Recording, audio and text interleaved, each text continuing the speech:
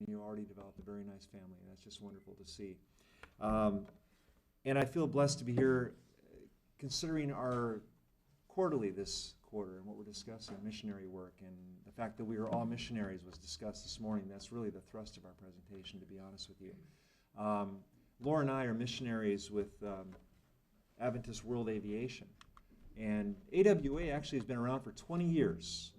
And I think Laura and I have been there for 15 of those 20 years. We are not the first missionaries to go out with Adventist World Aviation, but we are the longest standing missionaries with Adventist World Aviation. And we've spent 9.5 years in Guyana, South America, and we are now in transition to a new project. Actually, an existing project we had, we are taking it over and getting it restarted and back on track in the Philippines on the island of Palawan. And you'll hear just a little bit more about that later on. How this is going to go, I'm going to give a little bit of a small talk this morning, a sermonette you might call it, on the basis of missions. Why are missions still valid today in the 21st century, so far into the time of the end as we understand it? Is it still really valid today? My presentation is entitled, Why is the Second Coming Delayed? Now you might say, well, how do we know it's delayed? Why is that the case? Well, that's a very good question. But how long has the Seventh-day Adventist Church existed today? Does anybody know, roughly? 150 years. 150 years. Now, just a very quick synopsis, because I know we have some fairly new believers here, and maybe not everybody's versed on this. Why do we believe we're living in the time of the end? I'm going to give you a very quick synopsis, 2 minutes, all right? Daniel 2 tells us that we have 4 kingdoms: Babylon, Medo-Persia, Greece, and Rome. All 4 of those kingdoms are in the history books. Daniel lived through the time of Babylon, and he lived through part of the time of Medo-Persia, and then he died. Rome was the existing power that was on the earth when Jesus was born. As you know, the Roman soldiers put the nail into his hands, and he was there at the cross and all those things. Rome was the ruling power. Rome ended about 400 A.D. That is, by the way, the same beast that the dragon of Revelation 12. That is the dragon who is the devil working through the pagan Roman power there that persecuted Christ. Then, if you go on from there, you have a power that rises up out of Rome, which we know is the little horn power, and everybody knows, I think, mostly who that is. That power, the papal power, reigns from 538 to 1798, a period of 1,260 years, right? It's mentioned 7 times in the Bible. It's called 3.5 years, 42 months, 1,260 days, times and a half a time. 7 times it's mentioned. 7 is what? Whose number? Perfect. God's number, which means a period of time or completeness is what it's talking about. All right? That period ended 1798. And that, my friends, is when the time of the end began. At that time, very interestingly, the book of Daniel began to be understood throughout the world. That's the thing that the angel says to Daniel, seal the book until the time of the end. And all of a sudden, around the world, independently, by the way, when we didn't have email and internet and all these various ways of communicating, people all around the world were starting to study, for some reason, the book of Daniel. And they were coming up with some of the same conclusions, that the world was going to end, that it was coming very soon, and urgency was created, and the book began to be understood. The book was unsealed. So, the time of the end begins in 1798. When Nebuchadnezzar had his dream, he saw this statue. Remember, there are 4 metals. There was gold, silver, does everybody remember? Brass, iron, iron mixed with clay, right? So the iron we know is Rome. That went into the history books in 400 A.D. Then Rome was divided into 10 kingdoms. And those kingdoms did not stick together very well. And by the way, they still aren't today, and they never will until Jesus comes. Amen. So basically, we're living now then in the very toenails of that statue, the very last seconds of Earth's history. I believe that with all my heart. Now, that presents a bit of a problem because, well, let's not get into that just yet. The Apostle Peter, when he was, did you know Peter was a prophet also? I mean, he was a prophet as well. When you look at these words here, we read this morning. I'm going to have to look at the screen since I can't see my computer. But it says, the second epistle, beloved, I now write unto you, in both which I stir up your pure minds by way of remembrance, that ye may be mindful of the words which were spoken before by the holy prophecy, and of the commandments of us, the apostles of the Lord and Savior. He says, knowing this first, that there shall come in the last days. That would be like right now, right? We're living in the time of the end, the last days, scoffers walking after their own lusts, and saying, where is the promise of his coming? So these are people that are looking for the second coming of Christ. And for some reason, it seems delayed. And what's happening is people are starting to wonder, well, maybe we weren't right after all. Or maybe it's going to be a long time from now. What happens when you think a judgment is delayed? You kind of start getting lazy. You start to feel like, well, so a little sin here, a little sin there. It's no big deal. He isn't coming for a long time yet. And people start getting a little bit lazy, right? But they say all things continue as they were from the beginning of the creation. But here's what he says. He says, for this they willingly are ignorant of, that by the word of God the heavens were of old, and the earth standing out of the water and in the water. That's the way it was when God created it, okay? It says here, whereby the world that then was, being overflowed with water, that's the flood, perished. But the heavens and the earth which are now, by the same word, are kept in store, reserved unto fire against the day of judgment and perdition of ungodly men. You see, God, through the angel, told Noah that he was going to destroy the earth after 120 years. He bare with man that long. He said, build me an ark. And he told Noah to preach that message. And he did for 120 years, very faithfully. But everybody just laughed at him. And they didn't see it was really going to happen. But after 120 years, the animals started walking in a path and they got on the ark. And everybody must have wondered about that because they're walking orderly and just getting on the ark. They didn't argue with God. They just got on the ark. And then Noah and his family got on the ark. And then the door was shut by an angel. The angel came down. They saw the angel, supposedly, shut the door. And the angel went back to heaven. 7 days are on the ark, and they're getting ready for their big trip. What's going to happen? Everybody's laughing outside. The fact is, even though it was delayed, the rain began to fall after 7 days. And the entire earth was covered with water. Ellen White says 15 cubits above the highest mountain peak. Can you imagine? The whole earth covered in water. What God said was going to come to pass came to pass exactly as he said it. And it says here, the Lord is not slack. You don't be ignorant of this thing. The Lord is not slack concerning his promise, as some men count slackness, but is long-suffering to usward, not willing that any should perish, but that all should come to what? Repentance. You see, that's what Jesus is waiting for. It's not that you think God, how many think that Jesus is not anxious to come? You think he's having too much fun in heaven? He doesn't want to come down yet. He wants to take his time. Let those guys go for a while. I'm having too much fun here. I'm not going to come down at this time. No. Jesus is so anxious to come, he can hardly stand it. I guarantee it. He is just like waiting for his church to realize that he loves them and that their job is as a missionary. Amen. To get out and start spreading the message. Because we're the ones, God could do it all, but he's not going to do that. He may someday, because there's a time appointed by the Father where it's going to end. I mean, we can't delay that forever. But he's waiting for us to realize our role in all of this, and that is why I'm a missionary today. I mean, that's why we do what we do. Jesus himself said, this gospel of the kingdom shall be preached unto all the earth, and then the end shall come. You see?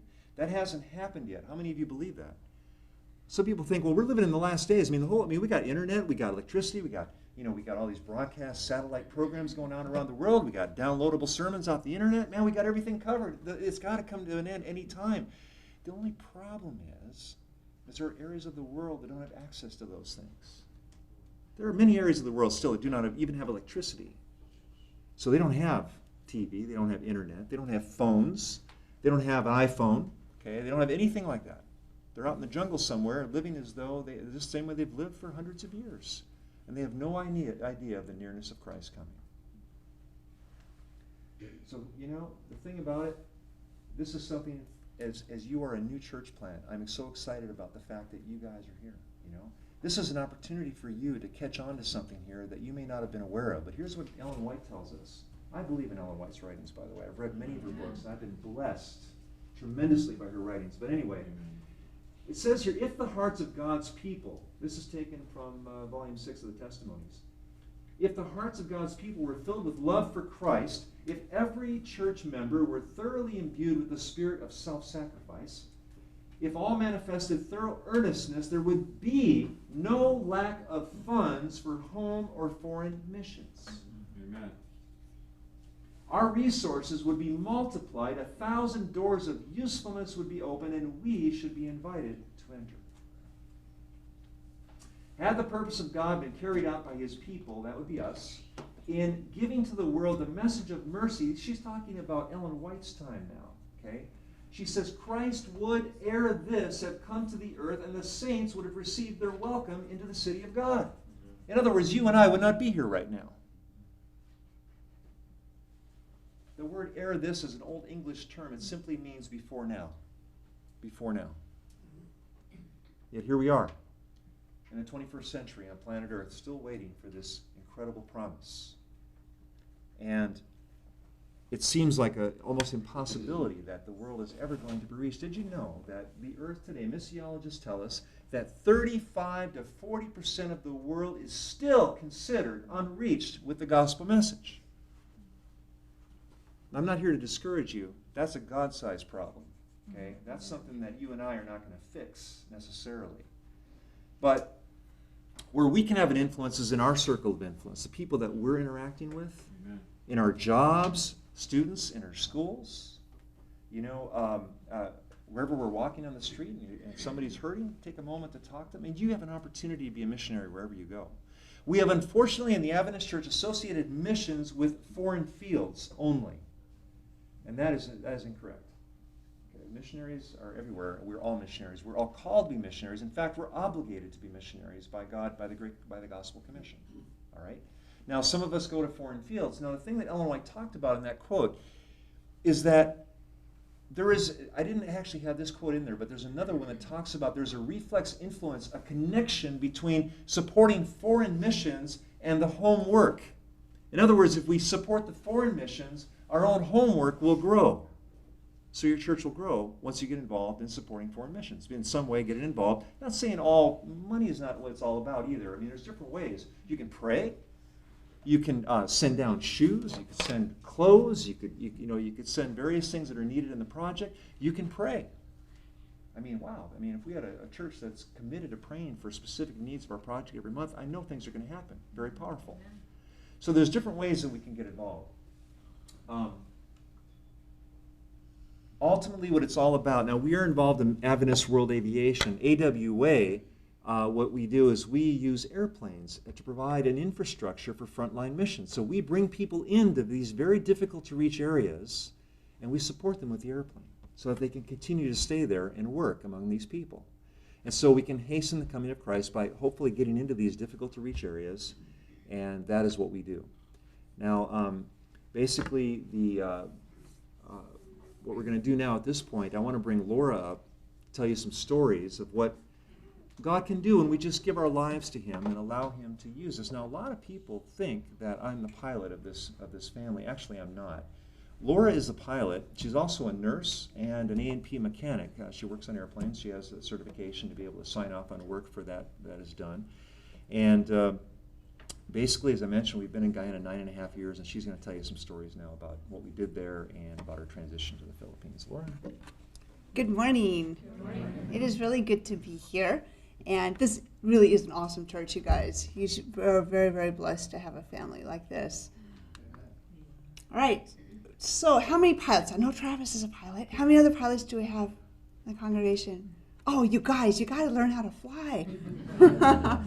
So in Guyana, we were using this is a 206, which is a 6-seater airplane, and it's going to be going back to the field once it gets refurbished. And we also have a 182. This is the Pathfinder airplane. Now I know we have Pathfinders here, right? How many were at Oshkosh? Did you see the yellow airplane over there? Yeah? Okay, I was there, and it was a lot of fun. So the Pathfinders actually got enough money for the first Pathfinder airplane. We took it down to Guyana, and at that time, Micah was just a little tiny baby. I was still breastfeeding him as I was flying the airplane down there. Our whole family was shoved into this little airplane, and we flew it down there. And that one now is going to be refurbished. It's back here in Wisconsin, and it's going to go to the Philippines. This one is the second Pathfinder airplane, and at this last Oshkosh, the Pathfinders raised enough money to help refurbish it. It is now in Guyana, working very hard. So we're really excited about that. Our main responsibility there is medivacs. So if somebody gets bit by a snake or heart attack, whatever, then I will fly them to the capital city, which is called Georgetown. Now, where we live, there's a small hospital, but they don't have all the life-saving devices that we need there. And so that's why we evacuate them out to Georgetown. Oh, this was a little boy. The last one, sorry. I can fly a plane, but I can't work these things. This was a little boy from Bermuda where Travis went, and he had been bitten by a snake. It's what here we call it fleur-de-lis, and he was starting to already bleed from the gums. Now, once that happens, you know that the blood is getting very thin and they can bleed out and die. So if he had not been flown to Georgetown, this little boy would have died. But he lived because of the airplane. So this little girl was climbing a mango tree, and she fell and she broke her shoulder and her hip. And they try to get the people to the airplane however they can get them here. So she had to go on the back of a bumpy 4x4. The roads there are terrible. Can you imagine having broken bones and being jostled like that? But I was able to fly her to town, and she was able to get the help that she needed. Here's a lady again in Bermuda, and she was very pregnant, and they just made a stretcher and took her to the airplane. Sometimes they'll just carry them. However they can get them to the airplane, they get them there because they know it's going to save their life.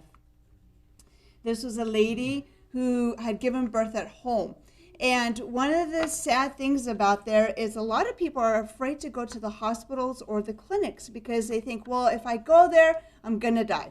And so they wait as long as they possibly can. Finally, when there's nothing else they can do with their bush medicines or whatever, they go to the hospital. And guess what? They die because they took too long to get there. And so it's a self-fulfilling prophecy. And this lady, she stayed home to give birth, and they have free care. And they keep saying to the women, come in, give birth here, and we'll take care of you. Well, she stayed home, gave birth. There's complications. They asked me to fly her out. And unfortunately, she waited too long. And she died there in the hospital in Georgetown. And another thing that we do is we fly bodies. And this is something I never thought I would be doing, is flying bodies. But what happened is that a lot of them were afraid to go on the medevac because they knew that if they did die in Georgetown, that their bodies would never be flown back because families can't afford that. And they'd be buried in some unmarked grave. And so now, because they know that we'll at least fly the body back, they're more willing to go out on the medevac in the first place. And so it's been a huge blessing. The families can get closure. And because of doing this, people have come to us and said, wow, we understand now that you really do care about us, and we want to know more about what you know. We were taught on mission training that it takes about 5 years of being in a country before you really start seeing results. It was at the 5-year mark. That first we didn't, a couple baptisms, really nobody cared too much. We were flying though, and after 5 years, people came to us, started knocking on our doors. Please, you have the truth. Come give us Bible studies. We have so many stories of entire churches being baptized. After flying people in, coming to Bill and saying, please come speak at our church. And Bill's like, well, I'm a Seventh-day Adventist. Right, just come on Sunday and speak to us. And I mean, it's just amazing. We don't have enough people to do all the Bible studies that need to be done there. We need people that aren't pilots. You don't have to be a pilot to be with AWA. We need people to go down there and commit several years of their lives to live and just work and live with them, teach them health, and do Bible studies, set up churches. We just don't have enough people. This was a little baby from the body that I flew back. The baby lived. And so it has a good ending, partially. And I was able to fly the baby back also, and I was able to place her in the arms of her auntie that will now raise her. Now you see the little mark that's on the baby's forehead? That is to keep away the evil eye. And so they believe that there's, the spirits are looking, and if you have a dot there, it's going to kind of pass you up. It comes from India. They do that in India too. And these people are Christians. And so this is called syncretism, where you take your old beliefs and, the missionaries come to town, and, I want to be baptized, and I believe in Jesus, but I'm still going to mark my baby, and I'm still going to wear guards and bracelets and things to keep away the demons. Increase your odds, right? Why not? That's called syncretism. And so we need to teach them that, no, you don't have to be afraid of the spirits. They live in fear. They're afraid to go out at night. They're afraid to walk past a cemetery because they're afraid of what we would call the boogeyman. They call the kanaima. And they really live in fear of these things. And we can teach them. We're there to show them. They've noticed, why don't you always use a flashlight when you go out walking at night? Aren't you scared? No, God's going to protect us. There's our teammate, Crystal. A woman came up to her once and said, Sister Crystal, how are you feeling today? Are you sick? And she's like, no, I'm fine. Okay. Another lady came, how are you feeling today? Are you feeling okay? Oh, I'm okay. Why? Well, this happened several times throughout the day. It turns out someone tried to put a curse on her because the Christians were so angry that they're giving all these Bible studies and leading people to believe about the Sabbath that they went and put a curse on her so she would stop. Did it work? No. She's like, I'm fine. I feel fine. But they noticed that curses aren't working on them. All right? And praise God. This was a girl who I flew out to give birth in town. She was 13 years old. And so this is the other things that we would love to have social workers go there. There's so many social issues that happen there. This was a girl who was on her way to school, but instead of stopping at school, she went into the hospital and gave birth. And the reason I knew about her is because we have churches, especially churches around here. Thank you, all the churches who have donated clothes and shoes. And we take items when they come to the hospital. Because when you go there, it's not like here. You have to bring everything when you give birth. You have to bring your own spoon and bowl and pads and baby clothes and diapers, everything you have to bring, even your own sheet. And so we have a bag for these women who have nothing and they come to the hospital. And the nurses will call me and say, hey, I need a bag. So I brought the bag because she was obviously on her way to school when she started feeling contractions. Nobody knew she was pregnant, even her parents. She knew she was pregnant. It was some boy from the river. She never saw him again. And she just started crying when I came to her. And she said, I don't know what I'm going to do. She goes, how am I going to raise this baby? And she said, is there anyone in the States who can adopt my baby? I said, no, sorry, I don't know anybody. But there's so many social issues that we'd love to have after school programs that keep the kids busy, to teach them that there are different ways, there are better things you can do. I don't only fly people, we also fly drugs, well, not. Marijuana is legal, right? Hospital drugs, hospital supplies, medicines. And this is about 1,000 pounds of cargo of medical supplies that I'm flying here. So I took a picture of this kid's shoe. This was his best shoe. The other foot had no shoe at all. And so when churches get together and fly in shoes, we're so grateful because it's the rules that for the school uniforms that you have to have a black closed shoe to go to school. Now, sometimes the poor kids will only have flip-flops and they'll come to school with that. Well, it's a shame-based society. And so if they come in flip-flops, the teacher will say, well, look at little Johnny here. He only has flip-flops. What's up with you? Of you too poor? And those in front of everybody. And so then they don't want to go to school. And so then you have, uneducated children. One of Micah's best friends was, he was 15, did not know his ABCs or couldn't add any numbers, couldn't count to 100. And he had been through school. And so you have a lot of illiteracy there. So when churches send shoes, we're just very happy. And the kids are very, very grateful. So these two little kids getting there because now they can go to school. We have one of Danny's friends. She would borrow her cousin's shoes just so that she could go to school every day. Am I aiming in the wrong place? Okay. We're actually eating spaghetti here in this picture, but years ago, the children started coming to our house out of curiosity's sake. They would play with my kids' toys, and then we started noticing that they were hungry before going to school. They'd show up and we'd be eating breakfast. We'd say, here, have a pancake or whatever, and they'd eat it. And then we realized that these children are going to school with no breakfast. And sometimes their mom would give them a little candy to help them feel a little bit full. At lunchtime, they had a program, USAID, where they'd feed them a lunch for the younger kids.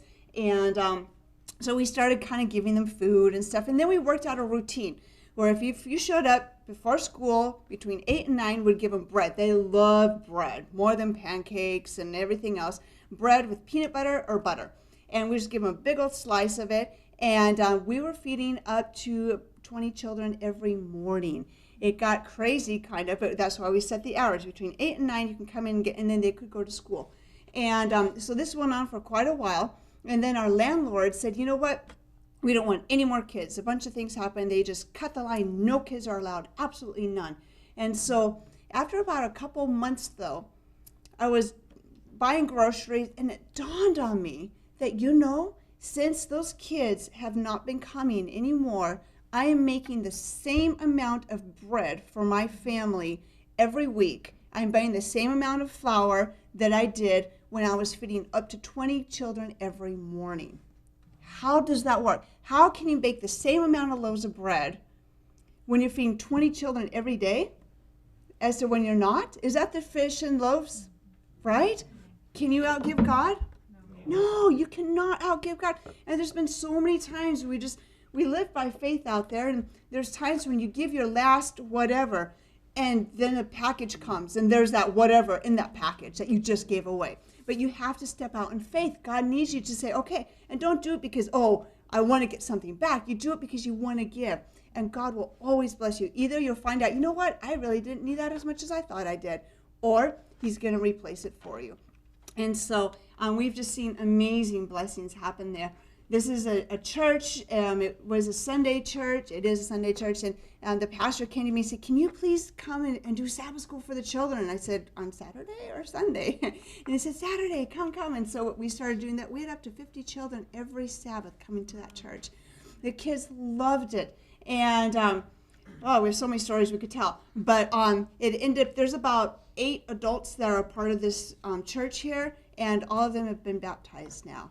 And the lead pastor who's over this pastor of this church has kicked us out of this church and shut the doors. And obviously everyone's baptized in that community, so it's not even being used, so it's really sad. But just before we left, Bill signed the papers for a plot of land that's not too far away, and right on the airstrip, Travis. And we're going to build our own church, and nobody can kick us out. Amen. This is soap. The women there actually use coconut oil to cook with. And so here's Sister Warren. She's making coconut oil. And so we have gone around to the different villages teaching women how to make soap. And now they can go and they can sell that and use it for their families too. I was really excited. This is the lady who's bent over. Her name is Susan. I didn't teach her how to make soap, but I taught somebody else. And that person actually taught Susan. And just before we came here, I happened to hear about this because I had nothing to do with it. She was teaching 15 women how to make soap. There's a women's group, and they want to sell all the soap so they can buy their own co-op sewing machine. Isn't that cool? That's what we want. We're not there just to, do everything for them. We want to teach them so they can go and they can do also. This is Cindy Kalawaski. Several furloughs ago, she came up to us and she said, I'd like to be a missionary, but I can't do anything. What can I? I said, well, there's something that you can do. She said, well, I sew. I said, we can use you. And so she came down for about 6 months. She's back home now. She's trying to raise money so she can go back for 5 years. And she went village to village on a scheduled basis once a week, and she had sewing classes. And she wants to have a co-op sewing machine in each village so that the women can have some money. One of the other social issues that they have there is a lot of these women, if they have husbands, say the husband goes out and works, he comes back with his day pay. Well, there's a bar, and there's a bar, and by the time he gets home, he's drunk out all his money. He gets home, he says, wife, where's my supper? Well, she was waiting for him to come home with the food, and she said, I have nothing to make, and so he beats her because she hasn't made supper. And there's a lot of women there who don't have men in their lives, and so they have to provide for their children. So we're trying to find ways to help the women so they can provide for themselves or provide for their children if the husband isn't providing. And so doing the sewing, so they can sew for their own families, they can also sew for the people. At Christmas, anyone gets new curtains, and so that's income. School uniforms have to be sewed, and so there's a lot of sewing that needs to be done, and the women can make some money that way. And so it's not just about flying and sewing and soap and all these things. What is it about ultimately? It's about lives being saved eternally, right? It's about baptisms. Because as soon as they know that you really do care, you build those relationships with them, then they say, I want to know more about your God. I want to know why you're not afraid. Why are you here? Why are you willing to come from the States when everyone wants to go to the States from Guyana and be here? And so then they want to know more, and we're more than happy to tell them. Now, as Bill said, we've been in Guyana for about 9.5 years, and now we've been asked to transfer to the Philippines. And we're really excited to do that. We're sad to leave Guyana, but the project is still going. Our replacements are there. In fact, we have doubled in size because there's been 2 families that have come to replace Bill and I, and there's a 3rd one coming. And so we're really excited. So the project is still going strong in Guyana. It's in good hands. And the Philippine project, if you look at the top there, it says Manila. And we're going to be moving down to the island of Palawan, or Palawan. It's pronounced different ways. And the Philippines has 7,000 islands. How many people? 90 million. Yeah, 90 million people. We were so busy in Guyana as it was, so just our region, and Guyana has less than 1 million in the whole entire country. And we were busy sun up to sundown, and so the Philippines has even more work that needs to be done. And so Bill and I are excited to go there and take some of the things that we've learned in Guyana and use them in the Philippines. Here's a woman who's pregnant, and the movie, okay, that's okay. You'll see it in the video. It's okay. Anyways, there's a lot of mountains there, and so they have to carry them out on these stretchers because there's not even space to build airstrips there. And so can you imagine women being pregnant and going down that bumpy mountain like that, or having a broken shoulder or leg or whatever? Now, in the Philippines, we have an office there right now because the project was started several years ago, but right now there's no missionaries there. And so we need someone to go in. We have an accountant. This is a container that's full of aircraft tools. I'm so excited. And this is St. Pangan, which is an 1.5-hour drive past Palawan, the main city where we had the arrow. This land is AWA's, and this is where an airstrip is being built. Actually, right now, not today, it's Sabbath, but they've already laid the gravel, and in March, they're going to go down with a group, and they're going to build a mission house for us. So we're really excited to be there. So here they are laying gravel. It's a beautiful area. I'm really excited. This is Edgar, and he's the local person there, and he's living at the base, and he's been actually working for several years with giving Bible studies already, and there's a little church that started because of him. Several baptisms have happened already because of him, so the work is going on, and we're just excited to continue it. We have a little video, a 9-minute video that we're going to show that's going to kind of show more of the Philippines.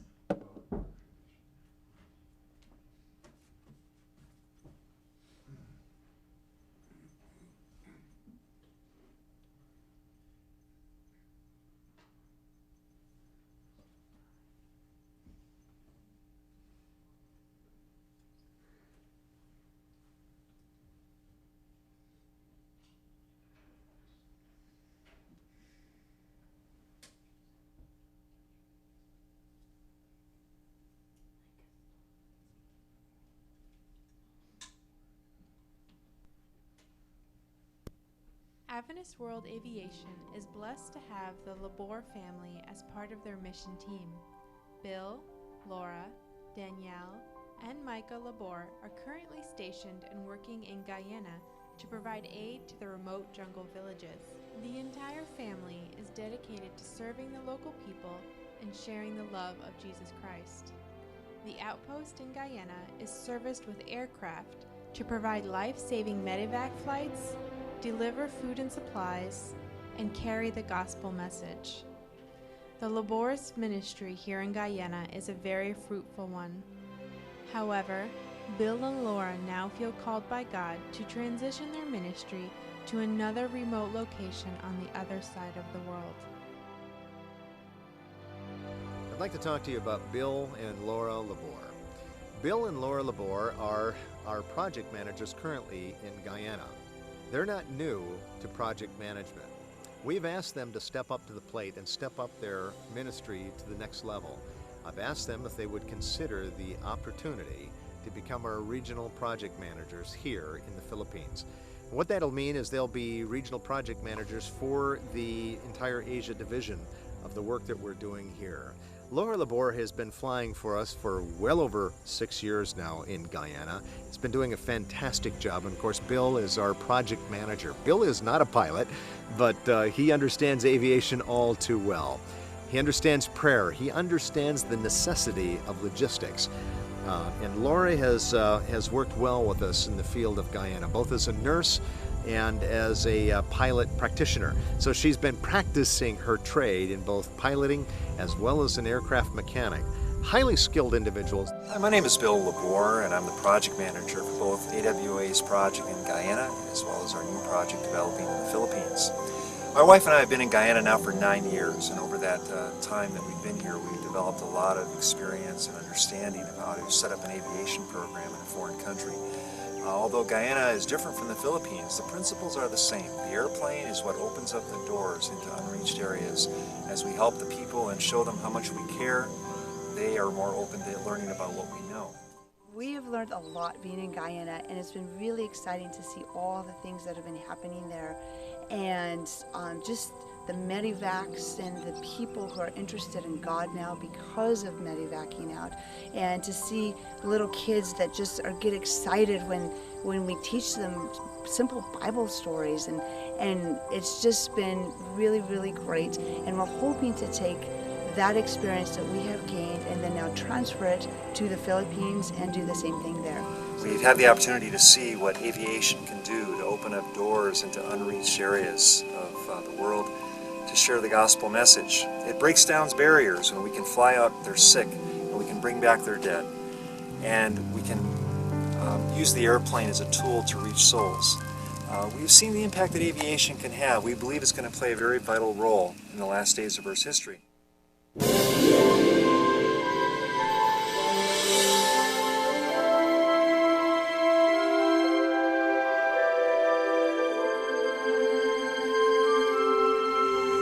We're fortunate enough in the Philippines to actually already have a piece of land set aside for a base for the airplane. Behind me is the AWA airstrip here that will be our base of operations here in the Philippines, and this will be the place that we can launch our operations not just on the island of Palawan, but also the other many thousands of islands throughout the Philippines, and we'll plan to establish bases on other islands as well.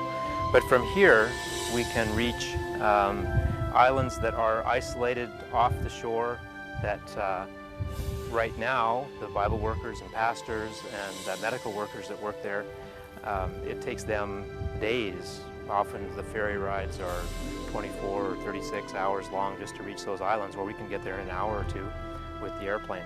And also, this will also be the base of operations for the helicopter that will service the rugged mountains. Also in the background you can see the mountains go nearly straight up once you reach the end of the flatlands, and throughout those mountains are indigenous peoples that live in very isolated villages, and the only way to reach them is either to walk for hours and hours and hours, and those missionaries have done that, but with the aid of a helicopter they can reach those people faster and more efficiently and more safely as they minister to the people's needs in those villages. The Philippine project is far, far bigger than what we've been doing in Guyana. There are so many more opportunities. There are 7,000 islands, and then there's help that's needed within the island itself also.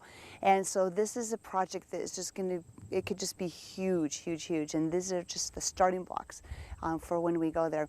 So I'm excited about that. Our plan is to start with this yellow airplane. We'll take that down there. We're also wanting to get a multi-engine aircraft so we can fly to the islands. A lot of people there are afraid to cross over the water with a single engine, so we're going to need a multi-engine.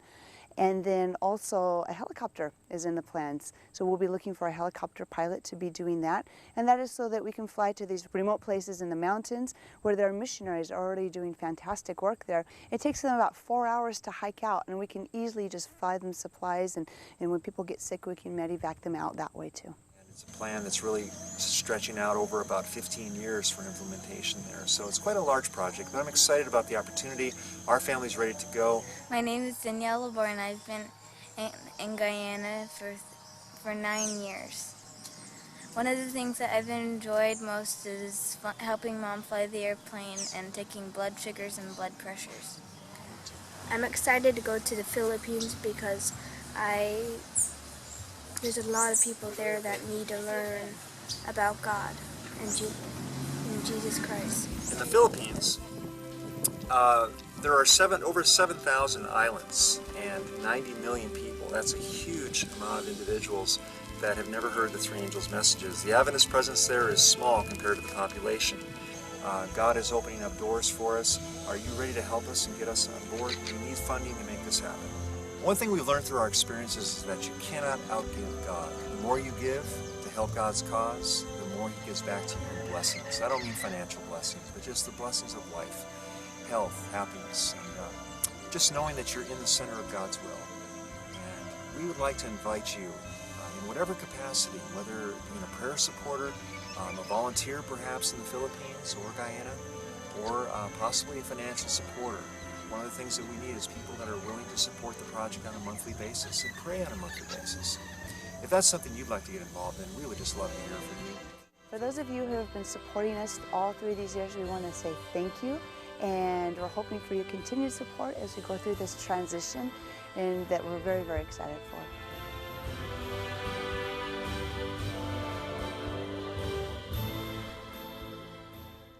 Due to the video problems there, we'll just spare you the peel screen there. But anyway, our mission's still valid in the 21st century. What do you say? It's very much alive, very much a need for this type of work in many areas of the world. And Guyana is just one small country, one small piece. There's so many areas like this. You know, it's almost overwhelming. If we didn't have a God who understood the problem and is willing to intervene and help and do whatever if we're willing to participate, He's willing to help and provide the resources and the willpower and the strength that we need to do it. I want to mention to you that out in the foyer, there is a table there. And there are some materials. I saw an issue of the Airways magazine on your table out there. I think it's about 4 years old. That's our first issue I think we had. And anyway, there's some more current issues out on the table there. You're welcome to take one of those home with you if you'd like to read that. There's all kinds of stories in there about what's happening in some of our different projects. And also, we send out a newsletter every month. Our family does, and I know Travis and Michelle, you're probably going to want to do this as well, where there's updates on what's happening and the projects we're involved in, stories from the field, and active prayer requests. So if some of you are prayer warriors, or you have a team of even a Sabbath school that wants to pray specifically for the project, we give specific prayer requests every month in there, and you can lift those up before the Lord, and I know good things will happen if you do that. We greatly appreciate that. Other ways that, and the reason I mention these things is because, all of us are missionaries, and we all want to find a part to play in what we can do. This is just one option. There are many out there of ways that you can get involved in spreading the gospel. We need to do the work here, and we need to support the foreign work as well. And if we all take part in doing that, I know Jesus is going to come very soon, because I do believe this is the only thing that is holding Him back. The end time events that we understand, all those can be turned on just like that. It could happen anytime. The world is ready. But His church still has much work to do, and I'm frankly thankful for the times of peace we have right now to do this work. We don't know how long that's going to last, so we need to think about that. I want to recognize Travis and Michelle this morning because it's such a blessing to have them here today, and I thank you for the invitation to come to your church. I know, Pastor, we were talking about monthly support for the church. Frankly, I would almost prefer this church support Travis and Michelle, to be honest, because they're right here. They're part of your family. Travis, just to mention these two here, I want to talk a little bit about them. First of all, what a great team. Honestly, the two of them together, we're so excited to have them on board at the AWA. They come on full-time, I believe, after the first of the year. And Travis, first of all, is going to be our new operations manager, which, for those of you that may not understand what that entails, we have projects going on all around where we need help with construction and various other things that are happening. In Guyana, for instance, we need to build a hangar and a church. We have that plan coming up. We have a house to build in the Philippines. That's coming up after the first of the year as well, coming up in March. A variety of things like this going on all the time, and we need someone that can oversee these projects and see them through and make them happen. And that's where Travis comes in. On the medical front, we have Michelle, who is a nursing manager, has experience with all these types of things, good management experience, medical background. We have a lot of medical teams that we coordinate, and that's going to increase as time goes on. the medical needs in these various projects. She's going to be overseeing some of that activity, and that's desperately needed as well. So to have two of them in the same family like that, joined up, I mean, what a great team we have with us here on that. However, I will say this though, that you, as I mentioned in the video, you cannot outgive God. It's impossible, by the way. The more you give, the more you're going to receive back. All right. So I mean, if a church wants to take on 2 missionary families, there's no problem with that. And that's very doable. But I would recommend you prioritize with Travis and Michelle. And if you have more, the Lord blesses more. We're happy for the help as well. But I just want to make sure that's understood, that we support these two and we need them really bad. So please do what you can to get them with us as soon as possible. So feel free to sign the newsletter list out there. We'll be around the foyer. Happy to talk with you. Any questions you have, love to discuss that later. And we're staying for potluck too, so I'm really excited about that. Thank you so much.